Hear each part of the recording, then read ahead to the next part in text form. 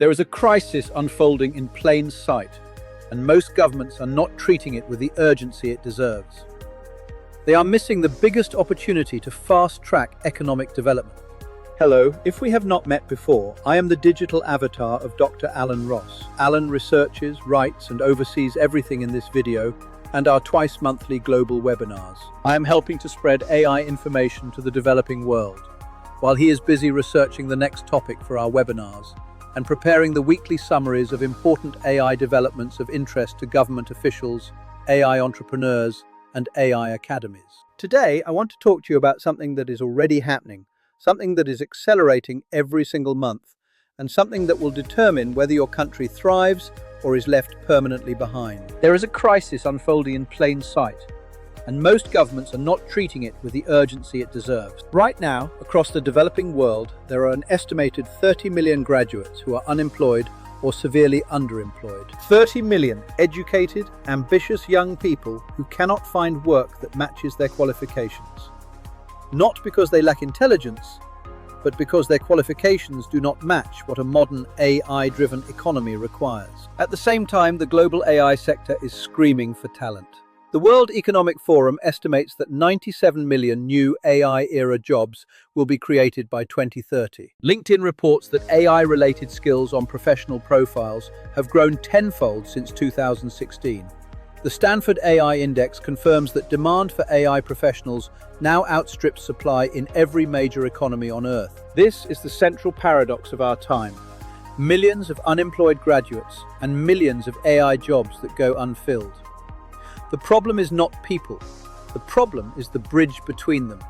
And that bridge is training. Let me take you around the world for a moment, because this is a truly global crisis, and every region has its own version of it. In India, approximately 900,000 engineering graduates enter the market every year.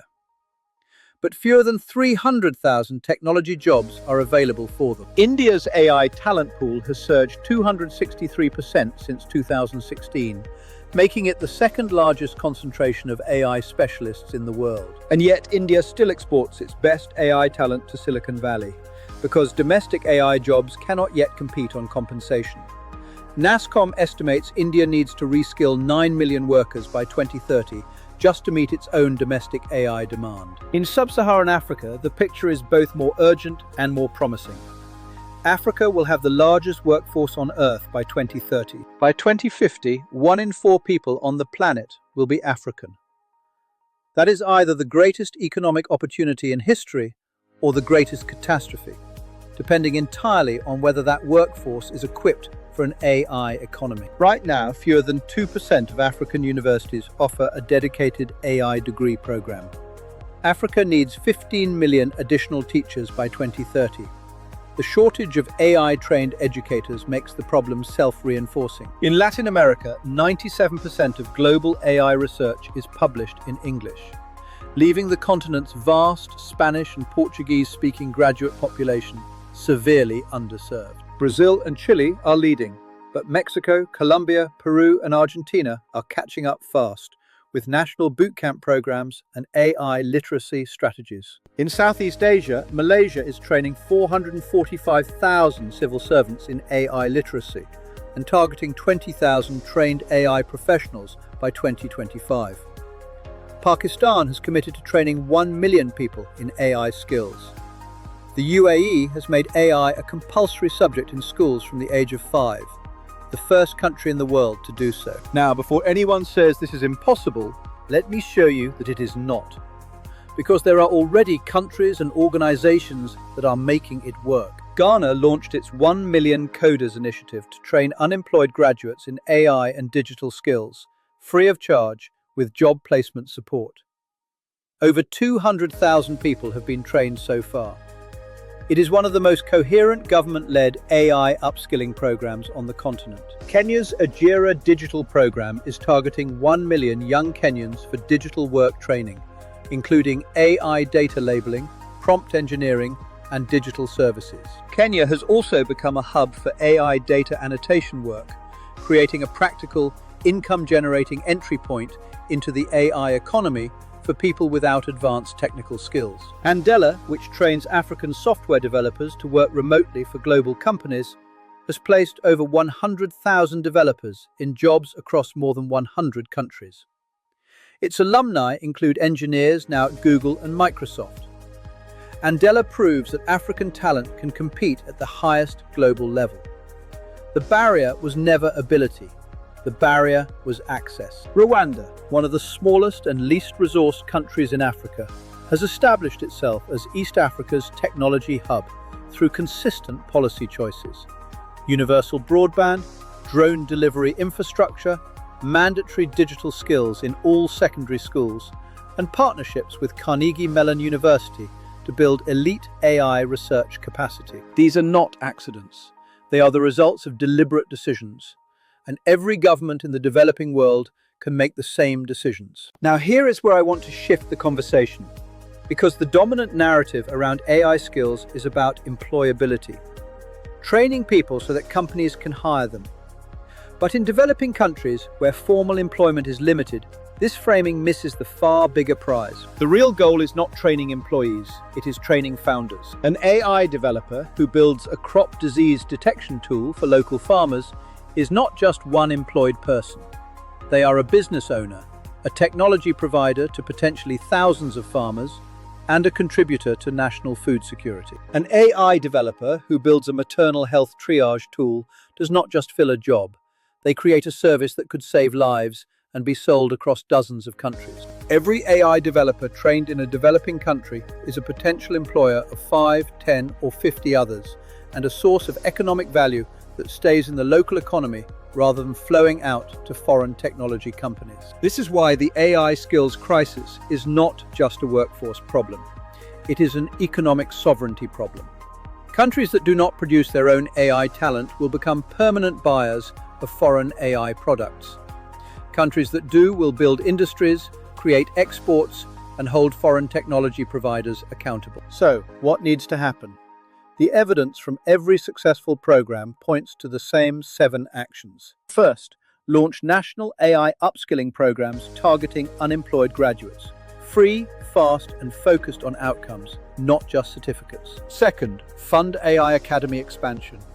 Partner with existing training organizations rather than building new institutions from scratch. The infrastructure exists. It needs investment and coordination. Third, mandate AI literacy across all university disciplines, not just computer science. Lawyers, doctors, civil servants, and teachers all need to understand AI. An AI illiterate civil service cannot evaluate AI procurement. An AI illiterate health sector cannot deploy AI diagnostics safely. Fourth, invest in training the trainers. Fund 1,000 AI qualified university lecturers and they will train 100,000 students.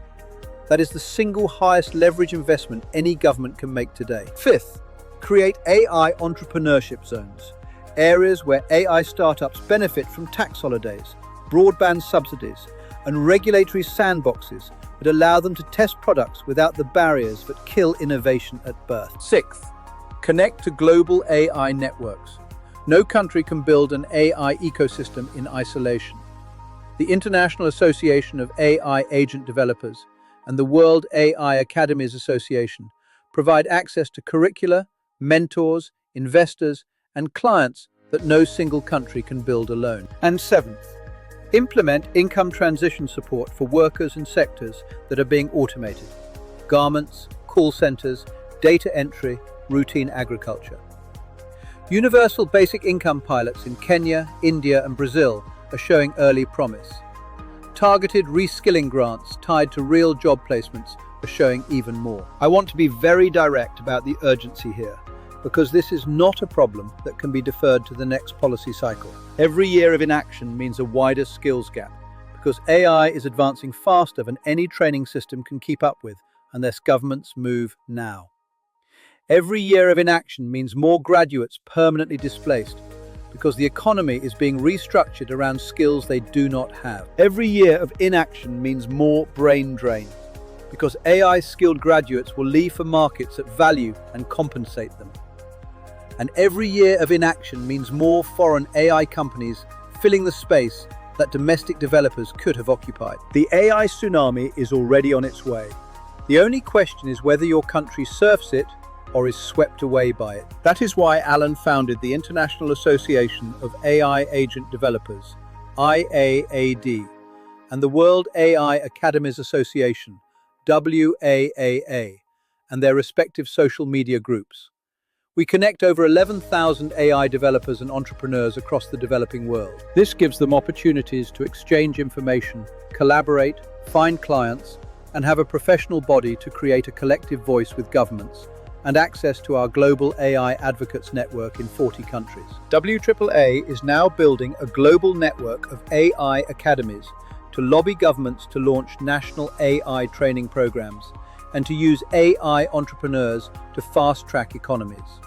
WAAA, by connecting AI academies across continents, encourages them to share resources and collaborate, because no single academy can achieve what a network of thousands can. If you are an AI developer, join IAAD. Membership is very cheap and students join free. If you run an AI academy, join WAAA and get early joining discounts, and help us to build the training infrastructure that the developing world urgently needs. The AI tsunami is already on its way. The countries that act now will surf it and thrive. The countries that wait will drown in it and be left behind. The tools exist. The proof of concept exists. The need is urgent. What is missing is organized action. That is what IAAD and WAAA are here to provide. This video is based on Alan's detailed articles downloadable from LinkedIn. We hold free global webinars twice a month on topics of urgent importance to the developing world.